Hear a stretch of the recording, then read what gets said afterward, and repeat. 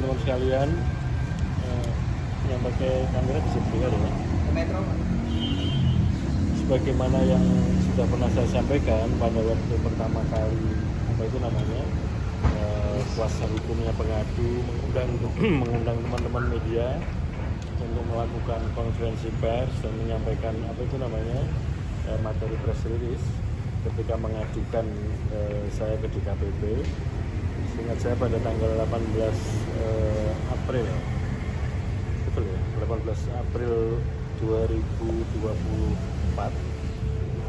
Waktu itu saya ditanya apa tanggapan saya akan menjawab saya akan menanggapi pada waktu yang tepat, dan saya kira sekarang ini adalah waktu yang tepat.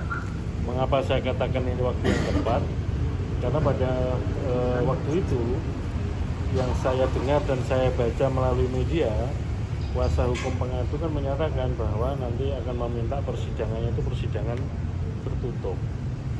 Kalau persidangan tertutup, kalau kemudian hal-hal yang mau dilaporkan atau topik-topik atau pokok perkara yang diajukan saya tanggapi di luar persidangan, itu kan bisa problematik. Dan sekarang sidangnya sudah berjalan, sudah terjadi, dan kemudian saya mengikuti, menyimak, mendengarkan, dan juga saya menjawab atau merespon terhadap tujuan-tujuan yang disampaikan kepada saya. Yang pertama begini, bahwa yang saya tahu melalui siaran pers maupun penyampaian informasi kepada media pada waktu mendaftarkan, itu kuasa hukum itu yang pertama. Kemudian dalam perkembangannya juga ada beberapa liputan khusus dan segala macam yang merujuk kepada apa yang dilaporkan kepada DKPP.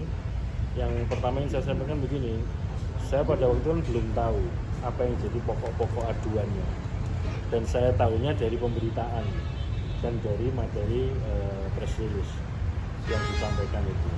Nah, apakah betul yang disampaikan pada waktu mendaftarkan perkara ini jadi atau tidak dijadikan bahan pokok aduan, kan saya belum tahu, sehingga baru tahu jadi atau tidak pada hari ini.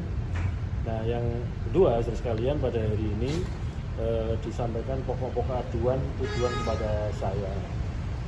Karena materinya sidang tertutup, maka saya tidak akan menyampaikan apa yang menjadi materi pemeriksaan di dalam sidang DKPP, karena itu menjadi komitmen kita bersama yang terlibat di dalam persidangan, bahwa karena sidangnya sidang tertutup, maka juga apa yang terjadi atau yang berkembang di dalam tidak akan menjadi konsumsi publik. Tapi yang ingin saya sampaikan begini, bahwa ketika melaporkan saya ke DKPP, kemudian kuasa hukumnya itu menyampaikan, dalam pandangan saya ya, yang disampaikan ke publik itu adalah menjadi bagian dari pokok-pokok aduan. Saya terus terang saja merasa dirugikan, karena apa? Hal-hal itu kan belum kejadian untuk dijadikan bahan aduan di DKPP. Artinya persidangannya belum ada. Apakah jadi pokok-pokok itu atau tidak dijadikan bahan dalam persidangan belum nyata, tetapi sudah disampaikan pada publik. Di satu sisi menyatakan bahwa sidangnya tertutup, tapi di sisi lain pokok-pokok aduan yang mestinya jadi bahan persidangan tertutup disampaikan kepada publik, yang kemudian tersiar di mana-mana seolah-olah saya sudah diadili telah melakukan perbuatan-perbuatan yang sebagaimana dituduhkan menjadi pokok perkara tersebut. Dan semua hal yang menjadi pokok perkara yang diajukan oleh pengadu maupun melalui kuasa hukumnya sudah saya jawab semua, dan kemudian pada intinya apa yang dituduhkan atau apa yang dijadikan dalil aduan kepada saya bantah semua. Saya bantah karena apa? Memang tidak sesuai dengan fakta yang sesungguhnya. Jadi ada poin-poin atau ada sekian banyak pokok-pokok persoalan yang disoal, yang dituduhkan kepada saya, semuanya saya bantah. Bukan karena cuma sekedar saya mau membantah, karena memang faktanya tidak demikian. Sehingga ketika itu disampaikan kepada publik kan kesannya kemudian saya sudah dikepung sana sini. Bahkan ada media yang kemudian secara khusus melakukan reportase atau liputan pemberitaan itu secara khusus. Nah, ini yang saya kira penting untuk saya sampaikan. Sekali lagi, saya mohon maaf pada teman-teman media ketika beberapa waktu yang lalu sejak apa itu namanya, saya dilaporkan atau diajukan, dan kemudian beberapa waktu terakhir kemudian ada beberapa teman media yang minta konfirmasi kepada saya apa tanggapannya. Saya kan sehingga saya cuma sekali itu aja saya menyampaikan, saya akan menanggapi pada waktu yang tepat. Jadi inilah menurut saya waktu yang tepat saya menanggapi. Tapi sekali lagi saya tidak ingin masuk kepada pokok perkara, karena apa? Sidang ini statusnya adalah sidang tertutup. Tetapi pokok perkara yang pernah disampaikan oleh kuasa hukumnya ke media, yang kemudian dikutip dan disiarkan secara luas oleh media, saya nyatakan pokok-pokok perkara yang pernah disampaikan oleh media itu semuanya saya bantah di dalam persidangan. Saya bantah sekali lagi ya karena memang faktanya tidak benar. Saya kira itu ya. Pak, walaupun kita juga menghormati sidang yang tertutup, tapi tadi kan sudah disebutkan bahwa ini merugikan nama baik Bapak juga sebagai ketua KPU juga, Pak. Tadi Bapak juga sudah membantah begitu. Apakah salah satu pokok yang memang dibantah adalah agar tidak ada rayuan itu Pak, yang memang dengan relasi kuasa? Ya ini saya tidak akan masuk kepada substansi atau detail perkara ya. Tapi yang ingin saya respon adalah pada waktu mau mendaftarkan aduan terhadap saya ke DKPP, kuasa hukum pernah menyampaikan press release dan konfres seperti ini. Dan bahkan menurut saya berniat sekali karena kan menyebarkan undangan dulu waktu itu sebelum kemudian hadir ke sini.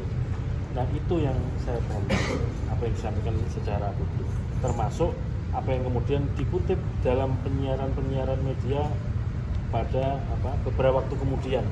Saya nggak perlu menyebut nama medianya, ada media yang kemudian juga minta pendapat saya, komentar saya, karena mau membuat semacam laporan khusus atau liputan khusus tentang itu. Saya menolak dengan apa-apa, karena sekali lagi komitmen saya nanti akan saya sampaikan kalau sudah saatnya. Nah, ternyata kan kuasa hukumnya tetap bicara ke publik kan tentang apa saja yang jadi pokok-pokok aduan, yang padahal dia sendiri ngomong pengadu mintanya sidang tertutup, tapi topiknya atau pokok aduannya dibuka ke publik oleh kuasa hukum.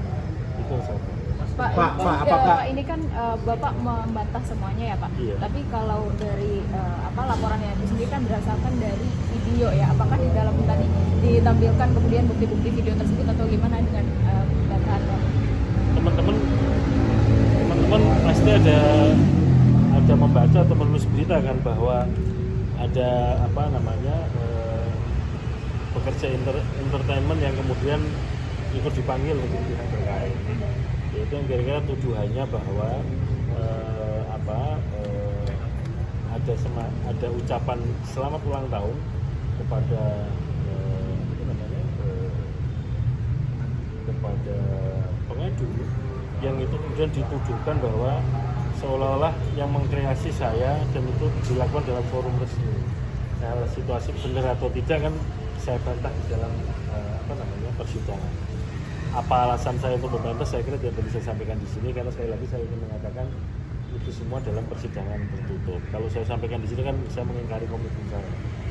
Jadi kalau saya menyampaikan ini soal video-video, ya video itu gitu. Teman-teman juga ada yang berasal dari televisi yang menyiarkan acara itu. Pak Hashim, berarti ini kan ada dua pihak terkait yang dipanggil, yaitu Saudara Dedi Mahendra Desta dan Komisioner KPU RI Ibu Betty Epsilon Idrus. Berarti tadi kedua pihak terkait tersebut dipanggil terkait video yang Bapak jelaskan tadi atau seperti apa? Saya tidak bicara itu ya, tapi intinya majelis berkepentingan untuk mendengarkan para pihak yang dianggap mengetahui peristiwa itu.